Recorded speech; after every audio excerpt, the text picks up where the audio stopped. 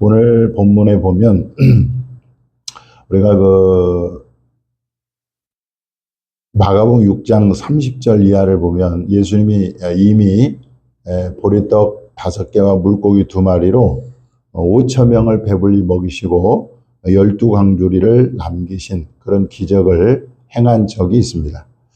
그런데 오늘 본문에 보면 보리떡 7개와 작은 생선 2마리로 4천 명을 먹이고 또 7광주리를 남긴 그런 기적을 오늘 우리에게 가르쳐주고 있는데요. 예수님은 광야에서 사흘 동안이나 큰 무리들에게 말씀을 전하셨습니다. 오늘날로 말하면 광야에서 3일 동안 부흥 집회를 열었다고 이렇게 할 수가 있습니다. 그러니까 이제 거기에 모인 사람들은 3일 동안 예수님과 함께 있으면서 집중적으로 예수님의 말씀을 들었기 때문에 아마 그들은 큰 은혜를 받았으리라고 생각이 듭니다. 이제 3일 동안의 모든 집회를 마쳤을 때에 공교롭게도 무리에게 뭐가 없었습니까? 먹을 것이 다 떨어졌습니다. 3일 동안 지내면서 이제 먹을 것을 다 먹다 보니까 이제 집회가 끝날 쯤에는 먹을 것이 떨어졌습니다. 자, 1절에 보니까 그 무렵에 큰 무리가 있어 먹을 것이 없는지라. 여러분, 우리가 예배를 드리고 또 기도하고 또 말씀을 듣고 이것은 영적인 일이죠. 영적인 것입니다. 그러나 먹는 것은 뭡니까? 먹는 것은 육신적인 것이고 또 현실적인 것이죠. 자, 오늘 모인 그 큰 무리가 3일 동안 예수님의 말씀을 듣고 또 기도도 하고 또 예배도 드렸는데 그것은 굉장히 신앙적인 것이고 영적인 일이에요. 그런데 먹을 것이 없다. 이 말은 이것은 먹는 것은 뭐죠? 육신적인 것이고 현실적인 거라는. 그래서 여러분 우리가 신앙이 조화가 있어야 되는데 어떤 조화냐? 이 영적인 것과 육적인 것이 조화를 이루어야 된다는 것입니다. 신앙적인 것과 현실적인 것이 균형을 이루어야 한다는 것. 그것이 바로 건전한 신앙이라는 것입니다. 가끔 매스컴에 병든 아이를 부모가 이제 병원에 데려가지 않고 이 기도로만 고친다고 해가지고 계속 기도만 하는 그런 부모가 있습니다. 그래서 마침내 치료 시기를 놓쳐가지고 그 아이가 이렇게 죽는 경우도 종종 있습니다. 이것은 굉장히 한쪽에 치우친 신앙입니다. 잘못된 신앙인 거죠. 건강한 신앙은 어떤 신앙이냐면 병 낫기를 위해서 하나님께 간절히 기도도 하고 또 병원에 가서 치료를 받아야 하는 것입니다. 이렇게 신앙과 삶이 조화를 이루어야 되는데 이 신앙만 강조하다 보면 신앙만 강조하고 삶을 이렇게 등한시하면 안 된다는 거예요. 현실을 무시하고 오로지 영적인 것만 또 집착해도 안 된다. 그러니까 현실과 신앙을 조화를 이루는 것이 건강한 신앙이라는 것을 우리는 기억해야 됩니다. 그래서 여러분들 균형 잡힌 신앙을 가질 수 있기를 바랍니다.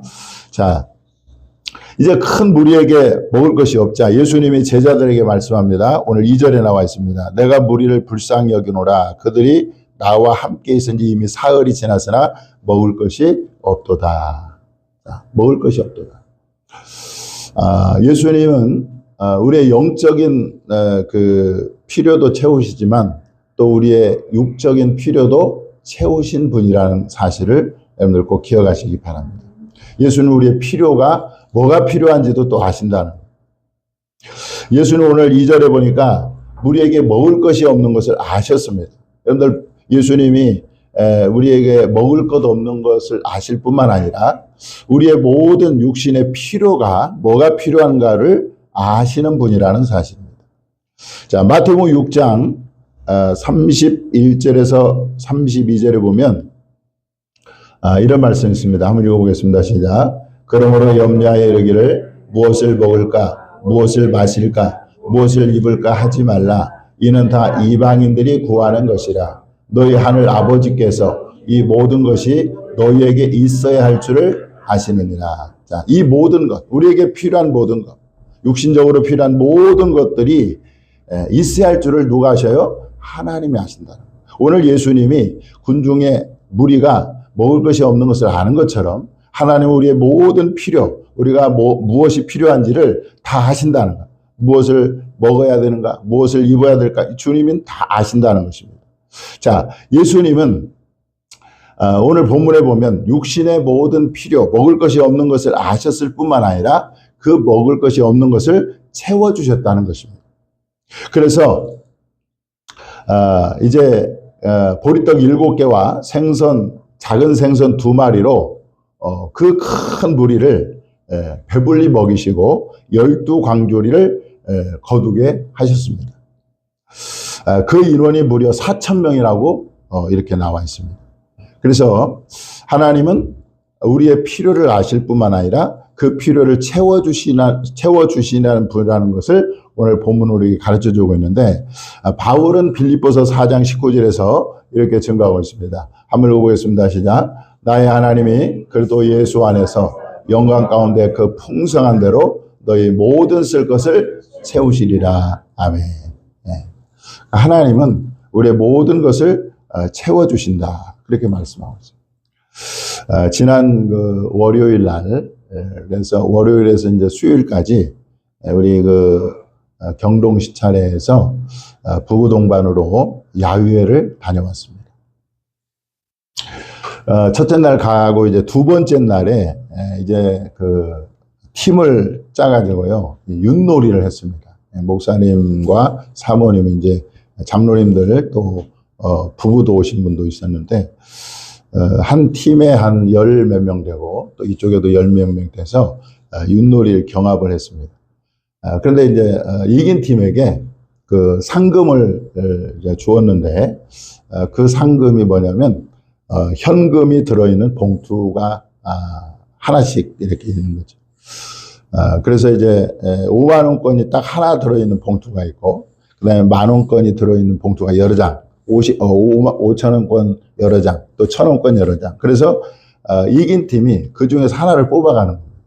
그런데 이제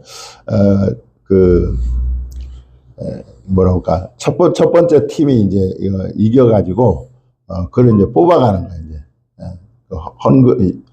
그 현금이 들어있는 봉투를 뽑아가는데, 그 5만 원권은 딱 하나가만 있거든요. 근데 그 하나만 있는 봉투를 누가 뽑았느냐?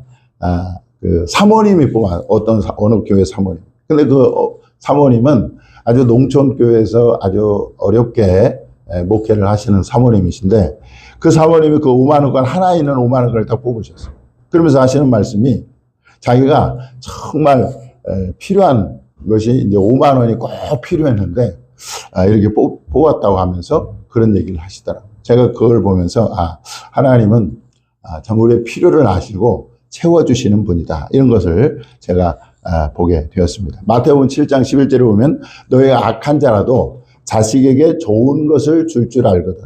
하물며 하늘에 계신 너희 아버지께서 구하는 자에게 좋은 것을 주시지 않겠느냐. 그렇게 말씀하고 있습니다.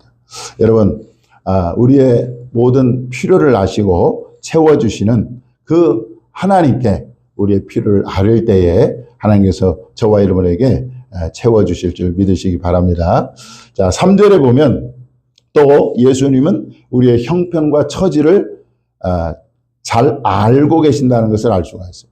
자, 3절에 보니까 만일 내가 그들을 굶겨 집으로 보내면 길에서 기진하리라. 그 중에는 멀리서 온 사람들도 있느니라.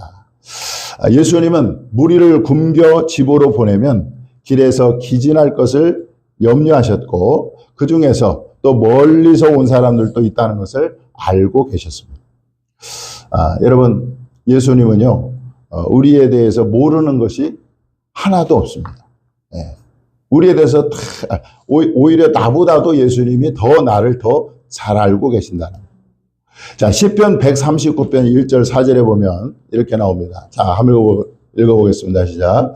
여호와여 주께서 나를 살펴보셨으므로 나를 아시나이다. 주께서 내가 앉고 일어섬을 아시고 멀리서도 나의 생각을 밝히 아시오며 나의 모든 길과 내가 눕는 것을 살펴보셨으므로 나의 모든 행위를 익히 아시오니 여호와여 내 혀의 말을 알지 못하는 것이 하나도 없으시니이다. 주님은 나를 살펴보고 계신다. 그래서 나를 아는데 어느 정도 아느냐? 내가 앉고 일어섬을 아시고 또 멀리서도 나의 생각을 아신다. 내가 무슨 생각을 하고 있는지, 무엇 때문에 걱정하는지, 무엇 때문에 힘들어하는지 알고 계신다. 그리고 내가 나의 모든 길, 내가 눕는 것을 살펴보셨으므로 나의 모든 행위를 아신다. 행위를. 그리고 내 혀의 말을 알지 못하시는 것이 하나도 없다. 이렇게 말씀하고 있습니다. 여러분, 예수님은요, 우리의 연약함도 아세요. 그래서 저와 여러분을 동정하시고 또 불쌍히 여기신다 말씀하고 있습니다. 오늘 우리가 읽은 말씀을 보면 예수님이 내가 무리를 불쌍히 여기노라 이렇게 말씀하고 있지 않습니까? 예수는 우리를 불쌍히 여길 뿐만 아니라 우리를 능히 도와주시는 좋으신 예수님인 줄 믿으시기 바랍니다. 자, 히브리서 4장 15절에 보면 이렇게 나옵니다. 한번 읽어보겠습니다. 시작. 우리에게는 대제사장은 우리의 연약함을 동정하지 못하리가 아니요 모든 일에 우리와 똑같이 시험을 받으시니로되 죄는 없으시니라. 그러므로 우리는 긍휼하심을 받고 때를 따라 돕는 은혜를 얻기 위하여 은혜의 보좌 앞에 담대히 나갈 것이니라. 예수님은 친히 시험을 당하셨어요. 그래서 우리를 동정하세요. 우리의 연약함을 아십니다. 그리고 우리를 능히 도와주신다. 그렇기 때문에 우리는 우리의 형편과 처지를 가지고 예수님께 나갈 때 주님 우리를 불쌍히 여겨주시고 능히 도와주실 줄 믿습니다. 자, 예수님은요 오늘 본문에서 우리에게 육신의 양식인 떡을 주셨습니다. 그들은 예수님이 주시는 떡과 생선으로 배불리 먹었습니다. 뭐 우리가 너무나 상식적인 이야기입니다만은 사람은 음식을 먹어야 삽니다. 음식을 먹지 않으면 결국 기진해서 죽게 돼요. 그래서 사람은 살기 위해서 먹어야 되는데 몸에도 여러분들 좋은 음식이 있고 몸에 좋은 음식도 있고 몸에 해로운 음식도 있습니다. 몸을 살리는 음식도 있고 몸을 죽이는 음식도 있어요. 우리가 잘 아는 뭐 채소나 과일 또 뭐 생선 같은 거 이거는 우리 몸에 이로운 그런 몸이고 또 살리는 음식이라고 할 수가 있고 또 인스턴트 식품이나 또 탄산음료, 뭐 짠 음식, 탄 음식 이런 것들은 우리에게 해로운 음식이고 또 우리 몸을 죽이는 음식이라고 할 수가 있습니다. 그 중에 특히 이제 술도 어떻게 보면 음식이라고 할 수가 있잖아요. 이 술, 이것은 우리 몸을 살리는 것이 아니라 우리 몸을 죽이는 그런 음식이라고 할 수가 있습니다. 성경은 말합니다. 술 취하지 말라 이는 방탕한 것이니 오직 성령의 충만함을 받으라. 예배서 5장 18절을 그렇게 말씀하고 있는데 제가 이 목회하면서 이제 전도하다 보니까 이 알코올 중독자들을 제가 몇 분을 만났습니다. 한 5분을 이렇게 만난 것 같아요. 그런데 결국은 이분들이 다 이상하게 이제 돌아가신 분도 있고 또 결국은 이 술 알코올을 고칠 수가 없더라고요. 그러니까 나중에는 이 알코올이 중독이 되니까 귀신이 보인다. 귀신. 창문에서 누가 귀신이 쫓아온다고 그러고 또 귀신이 보인다고 그러고 그렇게 하다가 결국은 죽더라고요. 그러니까 이 술이라고 하는 것은 우리의 몸과 영혼을 파괴한다는 사실을 기억해야 됩니다. 그렇기 때문에 우리가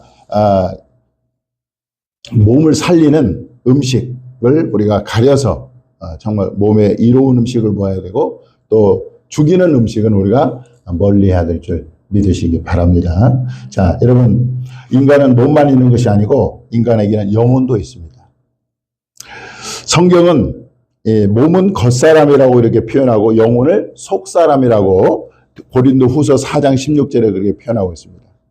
자, 몸을 살리는 양식이 아까 얘기했던 음식이라면 떡과 또 뭐 이런 거라면 영혼을 살리는 양식은 바로 하나님의 말씀이라는 것입니다.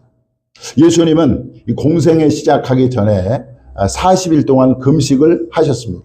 그때 마귀가 찾아와서 예수님을 시험하는데 어떻게 시험하느냐? 지금 40일 금식에서 줄인 예수님에게 와가지고 이 돌들로 떡덩이가 되게 하라. 이렇게 예수님을 시험했습니다. 그때 예수님이 하신 말씀이 뭐냐면 마태복음 4장 4절에 보니까 이렇게 말씀합니다. 한번 읽어보겠습니다. 시작. 예수께서 대답하여 이르시되 기록되었으되 사람이 떡으로만 살 것이 아니요 하나님의 입으로부터 나오는 모든 말씀으로 살 것이라 하였느니라. 네. 그러니까 사람은 육신은 떡으로 살지만은 우리의 영혼은 뭘로 살아요? 하나님의 말씀으로 산다고 예수님은 말씀하고 있습니다. 그러니까 우리의 영혼을 살리는 것은 바로 영혼을 살리는 양식은 바로 하나님의 말씀이라는 거예요. 따라서 우리가 하루 세 끼 음식을 먹는 것처럼 이 성도는 하나님의 영혼의 양식, 다시 말하면 영혼을 살리는 이 양식인 하나님의 말씀을 규칙적으로 날마다 먹어야 하는 것입니다. 시편 기자는 하나님의 말씀을 꿀로 비유하고 있습니다. 자, 시편 119편 103절에 보니까 주의 말씀의 맛이 내게 어찌 단지요 내 입이 꿀보다 더 단이다 이렇게 말씀하고 있어요. 여러분들 하나님의 말씀이 꿀보다도 더 단 말씀이라고 이렇게 말씀하고 있어요. 그래서 우리가 이 꿀보다도 더 단 이 말씀을 날마다 먹을 때 우리의 영혼이 살게 되고 우리의 영혼이 강건하게 되고 영혼이 잘되게 되는 줄 믿으시기 바랍니다. 그래서 요한 3서 1장 2절에 보니까 내 영혼이 잘됨 같이 범사가 잘되고 강건하기를 내가 간구한다 그랬는데 영혼이 잘되면 여러분 영혼이 말씀 가운데에 강건하게 되고 잘되면 뭡니까? 우리의 범사가 잘되고 강건하게 된다. 성경은 우리에게 가르쳐 주고 있습니다. 따라서 여러분 영혼을 살리는 양식인 이 하나님의 말씀을 우리가 날마다 읽고 듣고 묵상하는 저와 여러분이 되어서 우리의 영혼이 그야말로 잘되는 은혜가 있기를 주님의 이름으로 축원합니다. 자, 몸과 영혼 둘 다를 살리는 양식이 있습니다. 자, 몸을 살리는 것은 음식이라고 그랬어요. 자, 영혼을 살리는 것은 하나님의 말씀이라고 그랬습니다. 자, 몸과 영혼을 둘 다 살리는 양식이 있는데 그게 바로 예수 그리스도라는 거예요. 예수 그리스도는 저와 여러분의 몸과 영혼을 동시에 살리는 생명의 떡이라고 성경 우리에게 증거해 주고 있습니다. 요한복음 6장 48절 예수님께서 친히 말씀하셨습니다. 한번 읽어보겠습니다. 시작. 내가 곧 생명의 떡이니라. 너희 조상들은 광야에서 만나를 먹어서도 죽었거니와 이는 하늘에서 내려오는 떡이니 사람으로 하여금 먹고 죽지 아니하게 하는 것이니라. 나는 하늘에서 내려온 살아있는 떡이니 사람이 떡을 먹으면 영생하리라. 내가 줄 떡은 곧 세상의 생명을 위한 내 살이니라 하시니라. 계속 읽어보겠습니다. 또 내 살을 먹고 내 피를 마시는 자는 영생을 가졌고 마지막 날에 내가 그를 다시 살리리니 내 살은 참된 양식이요 내 피는 참된 음료로다. 내 살을 먹고 내 피를 마시는 자는 내 안에 거하고 나도 그 안에 거하나니 살아계신 아버지께서 나를 보내심에 내가 아버지로 말미암아 사는 것 같이 나를 먹는 그 사람도 나로 말미암아 살리라. 예수님은 말씀합니다. 나는 부활이요 생명이니 나를 믿는 자는 죽어도 살겠고 무릇 살아서 나를 믿는 자는 영원히 죽지 아니하리라. 그래서 우리의 몸과 영혼을 동시에 살리는 양식이 바로 예수 그리스도라는 것입니다. 따라서 우리는 이 생명의 떡이신 예수님을 먹고 마셔야 되는데 여러분들 예수님을 먹고 마신다는 것은 무슨 말입니까? 그것은 예수님을 믿는 거예요. 믿을 때 주님이 우리에게 우리의 몸과 영혼을 동시에 살게 하셔서 우리를 영원히 사는 영생을 우리에게 허락해 주실 줄 믿으시기 바랍니다. 말씀을 정리합니다. 여러분 우리를 살리는 세 가지 양식이 있습니다. 첫째, 몸을 살리는 양식은 음식이라고 말씀했고, 두 번째로는 우리의 영혼을 살리는 양식은 말씀, 하나님의 말씀, 그리고 우리의 몸과 영혼을 동시에 살리는 것은 예수 그리스도라는 것입니다. 이 세 가지 양식을 우리가 날마다 섭취함으로 우리의 영혼이 잘 되고 또 범사가 잘 되고 강건한 복을 받는 저와 여러분이 될 수 있기를 주님의 이름으로 축원합니다. 기도하겠습니다.